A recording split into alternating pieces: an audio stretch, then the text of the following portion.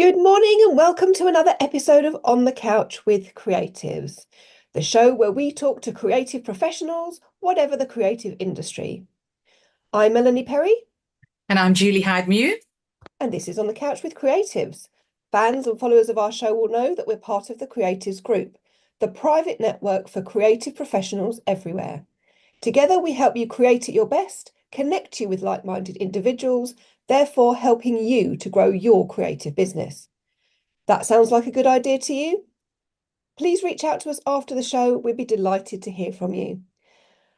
But as I keep saying, this is On the Couch. So who do we have on the couch today, Julie? Well, on the couch today is children's poet and author Joshua Seigal. And Joshua is a highly acclaimed, award-winning professional poet and performer who uses poetry and rhymes to develop literacy skills and to inspire confidence and creativity in communication. He has an MA in writing and education.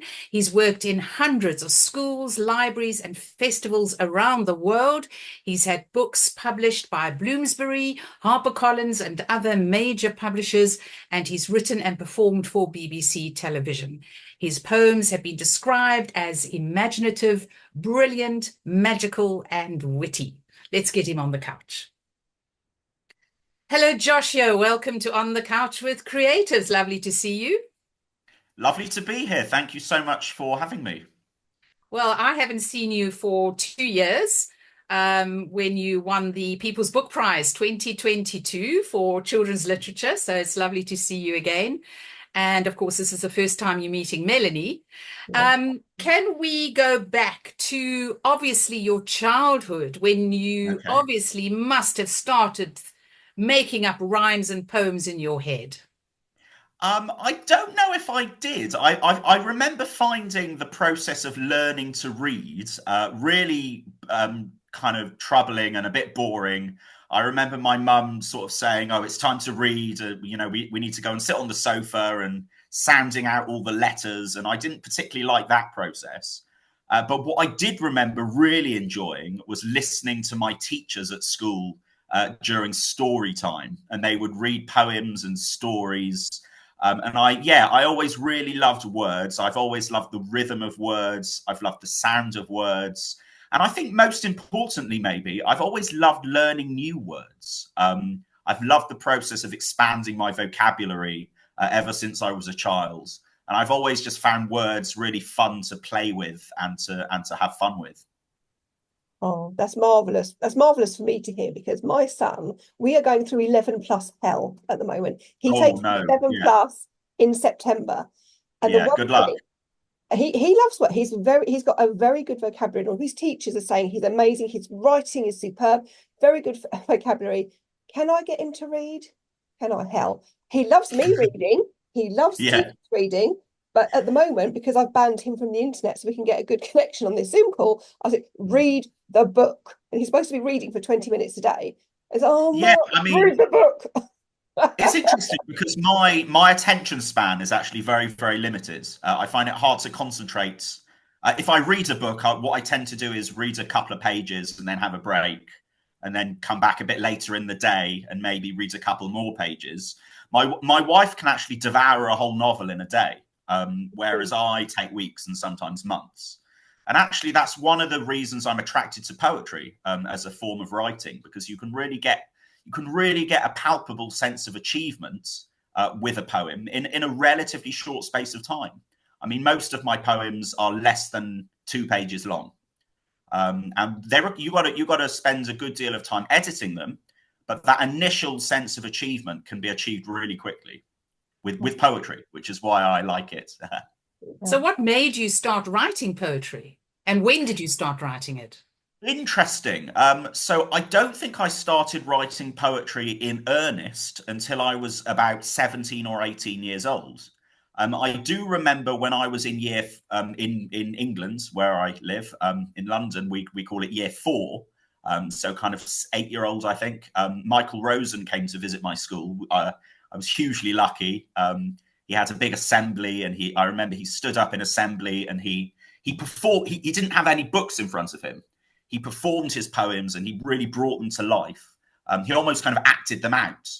And I remember finding that absolutely hilarious and brilliant. I wasn't yet tempted to give it a go myself until actually studying poetry for A-level. One of the poets we studied was a poet called Philip Larkin, who almost the polar opposite to Michael Rosen in some ways, because his poems are very, I don't know, quite laconic, perhaps. Some might say quite miserable, but I was a miserable kind of sullen teenager going through internal emotional turmoil. And I was really tempted to express myself in the form of poetry, having read some of Philip Larkin's poems. And then it was a further transition into children's poetry, which maybe we can come on to at some point. Well, we can go on to it now. When did you start writing poetry for children? Well, it's interesting because after A-levels, I went to university in London, and just around the corner from the university there, sadly, it's no longer here, but there was a place called the Poetry Cafe in Covent Garden. And that was a place where people could go and read their poems out loud in something called an open mic session. And one of the and I sort of brought some poems there. And one of the things I was really attracted to initially was when people laughed. I got a really big buzz off people laughing at things I'd written. So I kind of started to kind of morph into trying to write kind of funny stuff. I did a few kind of bits and pieces of stand-up comedy. And then at the same time, I thought back to that Michael Rosen visit when I was in year 4. And I thought, well, Michael Rosen made children laugh. Kind of, I'm starting to get the hang of making people laugh. Maybe I can try and write some stuff that might appeal to children. And so I did that. And I come from a family of teachers. So my sister's a teacher. My wife, who I hadn't yet met at the time, but she is a teacher as well. So my sister said, why don't I go into her class and read some poems? And I did that. And as soon as I did that, I just got such a buzz. I knew that was really what I wanted to do with my life. The thing is, that is the litmus test, isn't it? That if you read your poetry to children and they don't laugh, you know you're pretty crap at it. Well, maybe. I mean, I'm not saying every single poem of mine has been a massive hit, but as long as you get a few, you know kind of that you're on the right lines. And I have had the experience of reading a poem or performing a poem that I thought was brilliant, and it's actually got a fairly lukewarm response. And I guess what I would say is some poems just work better on the page. So, for example, my latest book is called Who Let the Words Out, published by Bloomsbury. And there are lots, this book is, there are lots of puns, a lot of very kind of intricate wordplay. And a lot of it actually wouldn't come across in performance. You actually need to sit down and read it on the page and work out the wordplay. So some of my poems lend themselves much better to performance than others. So my first book, I Don't Like Poetry, is full of performance poems. So even now, sort of 8 years on from having published this book, my poetry performance set still retains a lot of the poems from I Don't Like Poetry. So how did you decide to start putting your poems in a book and to get published? How did that process happen? So I decided because in 2013, which is now 11 years ago, no, 2012, wow, a long time ago. What's that, 12 years ago? I somewhat kind of foolishly decided to take a poetry show to the Edinburgh Fringe. So I thought I'm going to gather together an hour's worth of me performing my poems. There's something called the Free Fringe Festival as part of the Edinburgh Festival Fringe, where you can go and do a show for, they don't charge you for the venue. You don't charge the audience to come and watch. So it's a really good, a lot of artists lose a lot of money during the Edinburgh Fringe. So that deal was very good. I thought I'm going to do that. I had no director, no producer, no editor, nothing. I just went there with a bunch of poems. And I thought, you know what, it would be quite nice to have something to sell to the audience after the performance. So I actually self-published my first 2 poetry collections in 2011 and 2012 and 2013, 2 self-published books. And as I started visiting schools, it was a great resource to have in the playground after school to sell and to sign. And children love receiving a physical copy of a book, I think. Which books were these? So they're both out of stock now, sort of out of print, and I don't have copies in front of me. The first one was called "We All Love Llamas," because llamas are one of my favourite animals, and at the time I had quite a few llama-based poems. And the second book was called "My Grandpa's Beard," and that was a slightly more kind of professionally published book, but it was still self-published. So when I approached Bloomsbury a few years later to ask if they would publish a book of mine, I actually had a track record of my own self-publishing and promoting and selling. So that was a really good kind of catalyst to get me into the publishing world. Yeah, if there's one thing publishers really like, it's knowing that any author they take on board is prolific, that they won't just get one book out of them. Yeah, and I've had about, I think I'm on my 6th book from Bloomsbury now, 6th or 7th. And touch wood, you know, that they continue to want to publish my books, and I continue to want to write them as well. So long may it continue. Well, let's take a look at all the books that you actually have written, Joshua. What about, you started off with I Don't Like Poetry. Was that the first book that you published with Bloomsbury? It was my first book that was published with Bloomsbury. I thought I would give it I hoped to give it quite a catchy title. My hope was that calling a book I Don't Like Poetry would inspire a bit of curiosity in people. And the intention behind the book was actually to produce a collection of poems for people that don't like poetry. I should say, if people do like poetry, hopefully they will like the collection as well. Then the next one is Little Lemur Laughing. Yes, I love lemurs. They're one of my favourite animals. That's a collection of poetry, very much performance-based. And that's aimed at younger children, so roughly kind of 3 to 7-year-olds. And then Welcome to My Crazy Life.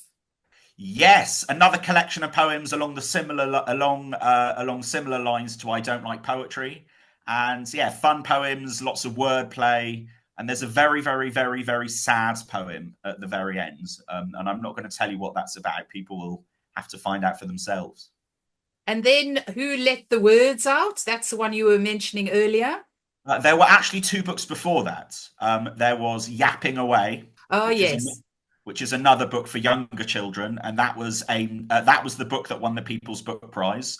And then there was Who Let the Words Out, which is my latest collection of poetry, heavy on wordplay, heavy on poetic techniques, trying to be fun and playful with language. And Who Let the Words Out is my latest book.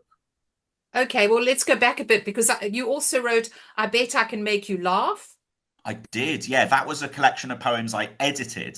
So I wrote some of the poems, but I also put a big call out for submissions, and lots of my poetic friends submitted poems, and I tried to choose the funniest of those poems and include them in the collection. And then you mentioned My Grandpa's Beard. Yeah, well, that was one of my very first books. That was self-published. So that was before I had any publishing contracts with Bloomsbury or anyone else. That was a collection of poems I put together entirely by myself. And then Poetry Is Not For Me. Is that similar to your previous book? That's not a collection of poems. That's a very short chapter book, which is produced by HarperCollins as part of their Collins Big Cat reading scheme. And talking of big cats, I've actually got a pet cat called Bluebell. And my rule for whenever I do a Zoom interview or a Zoom visit, my rule is that Bluebell always has to come along. So I'm going to just show Bluebell to everyone. Hello, Bluebell. That's Bluebell. She's very cute. I love cats. So thank you for giving me the opportunity to mention cats just then. And lastly, Yuck and Yum. Did that come out last year, or when did that? No, Yuck and Yum came out a few years ago, and the special thing about that book is it was written in collaboration with a friend of mine called Neil Zetter, who is also a poet. I wrote half the poems, he wrote the other half of the poems, and we're good friends. He's one of my best friends on the poetry community. He's so prolific. Yeah, you talk about being self-published and then going on to be published by Bloomsbury? And it's a question that we get a lot. We've got a lot of authors in creative, both published and self-published. And the one thing that authors do seem to struggle with is getting properly published. How did you find that route, going from being sort of self-published to published? Was it a very difficult thing, or how did you find the journey? It's interesting because poetry is very much kind of its own self-contained thing within the writing world. I was very, very lucky. So I got to know, while I was visiting schools and kind of establishing myself on the performance circuit, I got to know lots of fellow poets, one of whom, a very lovely man called Roger Stevens, who is quite a prolific poet. And he included a poem of mine in an anthology that he edited for Macmillan Books. And he after having known him for a while, he very kindly, I think, agreed to introduce me to some of his editors at some of the publishing houses that he works with, one of whom, Bloomsbury, agreed to take me on. So for me, I was kind of embedded within the world of writing and poetry and performance for about 3 or 4 years before I was able to get my first traditional publishing deal with Bloomsbury, which I've never had an agent. So I did that without any agent, which is quite unusual, I think, in the writing world.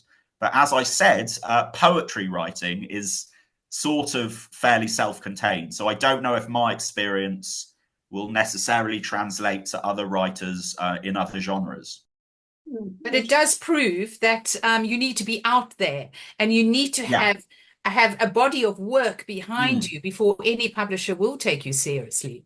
Unless you're very, very, very lucky, I think what you say is true. Yeah. And how are your books doing? Do they sell well? Yeah, I mean, I don't know what the official figures are. I get some fairly decent royalties each year, which is nice. Absolutely nothing remotely life-changing, but it's, it comes in a couple of times a year.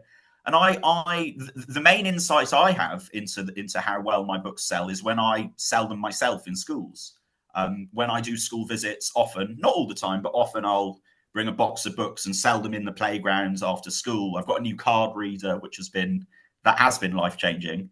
And in my experience, when I visit schools, when children have had the opportunity to meet me and to listen to my poems and to work with me, in my experience, they tend to be pretty keen to buy my books, which I feel very fortunate about. And do you travel all over the UK? Do you travel abroad? I used to travel all over the UK, frequently staying in hotels overnight. I have been abroad. I've been to Belgium. I've been to Italy. I've been to Dubai twice. Scotland, if that counts as abroad. Since COVID, and everyone does Zoom now, I've tried to really curtail the distance which I travel. So I rarely travel to places that require an overnight stay now. But just because of the magic of Zoom and Teams and Google Meets, you can get similar writing outcomes. And schools pay so much less money as well. They don't have to pay for hotels, and it works pretty well. How much COVID actually, the positive side of the lockdown was that everybody got onto Zoom in order to communicate with the outside world, and Absolutely. It actually changed so many people's lives. Not only have they started their own businesses during lockdown, but people like you also using Zoom as a communication tool. I had no clue what Zoom was before COVID. So every we would have been having this conversation face to face. I would have been visiting schools face to face, which I still do masses of. But I'm really, I feel very fortunate and grateful to be able to have this kind of alternative way of working, which makes things a bit more interesting, and it gives me a few more lines, less early morning wake ups. One of our members is one of our children's authors members, Sue Pavey. She has Zoom sessions with children all over the world, New Zealand, Australia. It's amazing. I have done Zoom sessions all over the world. Off the top of my head, I've done India, Taiwan, China, Oman, I think, Thailand. Yes, I've done Thailand. So yeah, I've visited schools all over the world through the magic of the internet. So how do people get hold of you if they want you to book you for a session?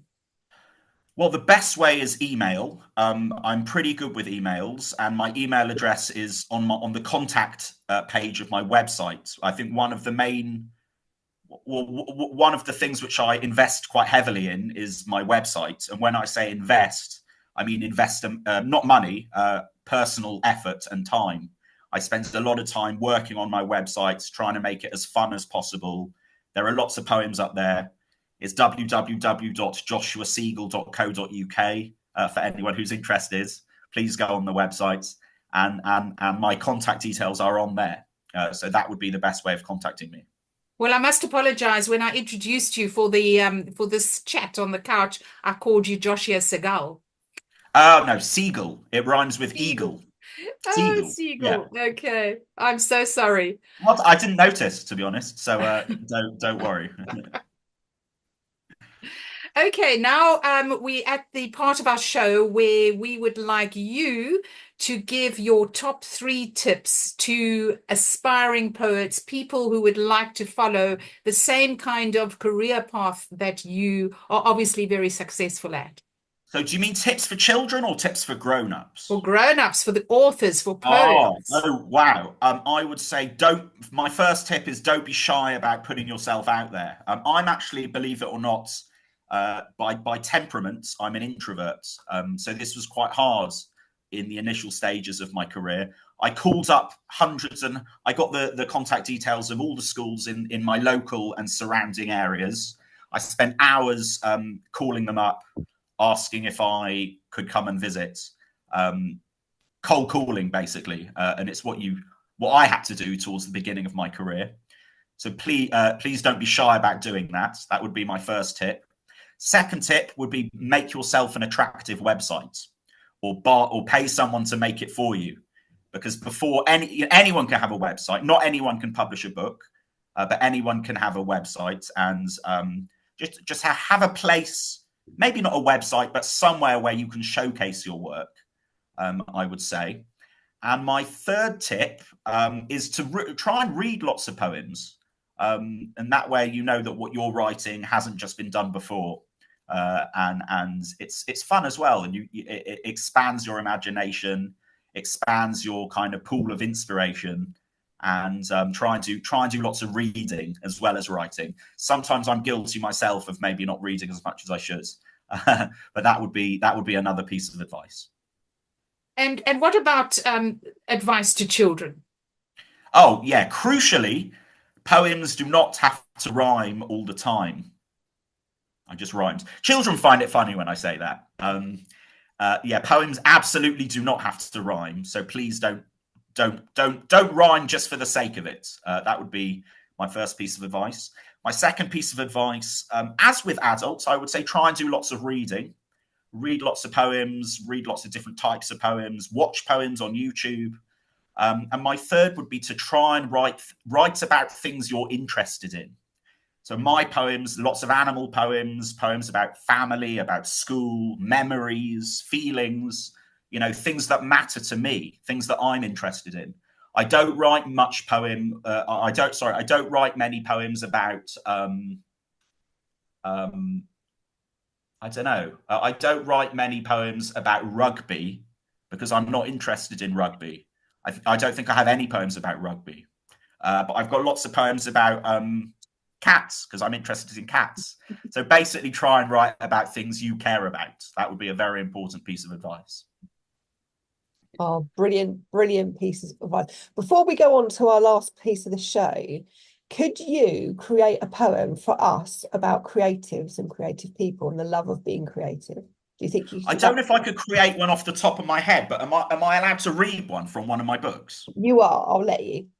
Okay, so this poem is called, it's from Yapping Away, and it's called Fill the World with Words. So when I get creative, I like to try and fill the world with words, and it goes like this. Words that whisper, words that shout, words that make you dance about, words you have to just let out. Let's fill the world with words. Words that skip and words that hop, words that jiggle, words that bop, Words that start and just won't stop. Let's fill the world with words. Words that laugh and words that cry, words that whoosh as they go by, words as sweet as apple pie. Let's fill the world with words. Words that soothe and words that tend, words that heal, words that mend. Words can be your new best friend.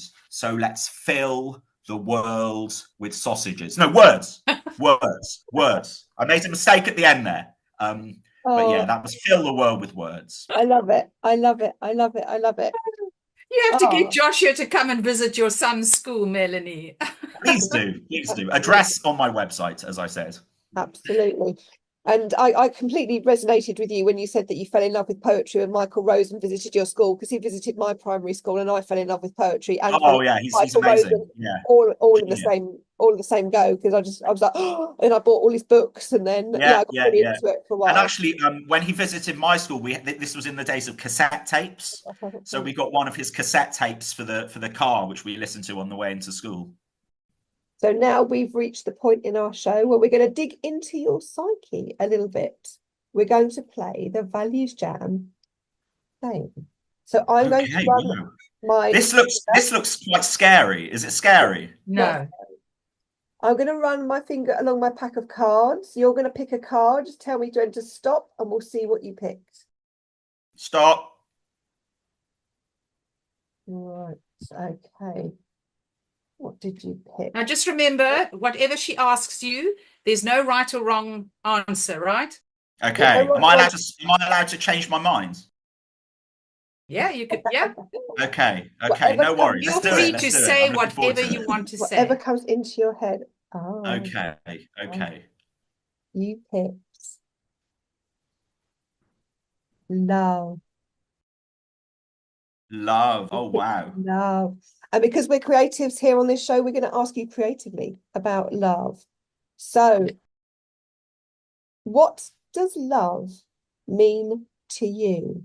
First of all, what does it look like? It looks like cats. It looks like my wife. It looks like the park next to where I live. It looks like smiling and laughing children in schools that I visit. And it looks like books on a bookshelf. Oh, yeah. It looks like poems in a book.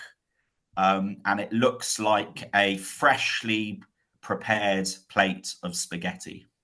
Oh, wow. You've just described your entire life. So your life is just wrapped up in love. Well, there's other things in my life that don't represent love, but those are some of the things that do. I think that was awful, especially starting with cats. I like that, absolutely. I like how the cat came before the wife as well, yes. Isn't that? Well, the cat would come before the husband in this house too. What does it feel like? It can feel scary. It can feel like anxiety, because when you love something, you put yourself in a position of vulnerability. With love comes the risk of loss. So it can feel scary, it can feel anxiety provoking, but it can feel like hard work, because when you love someone, you have to do things not just for you, but for them. And sometimes those things might not be easy. So it requires a lot of discipline. But it also feels wonderful. It feels like going to bed knowing that you are in the right place at the right time and are able to sleep soundly. So those are some of the things it feels like. Oh, that's really, really lovely answers. What does it sound like? If it had a sound, what does it sound like? If love had a sound, what would it sound like? Yeah. You know, this is actually very much like a writing activity I would do in school with children. So it's a really interesting and quite difficult way of provoking ideas. Love sounds like when you're in bed and it's nice and warm and there's rain pattering against the window, but you're dry inside and you know that you're protected from the rain. I think that sound is what love sounds like. I like that. I like that. What does it smell like? Cinnamon buns, freshly baked cinnamon buns. Oh, yeah. Not sausages. Not sausage. I don't actually eat meat, to be honest. So I do enjoy sometimes the smell of meat, but no, cinnamon. I'm going with cinnamon buns. Oh yeah, smells like Christmas. Wonderful. Love We've smells so, like Christmas.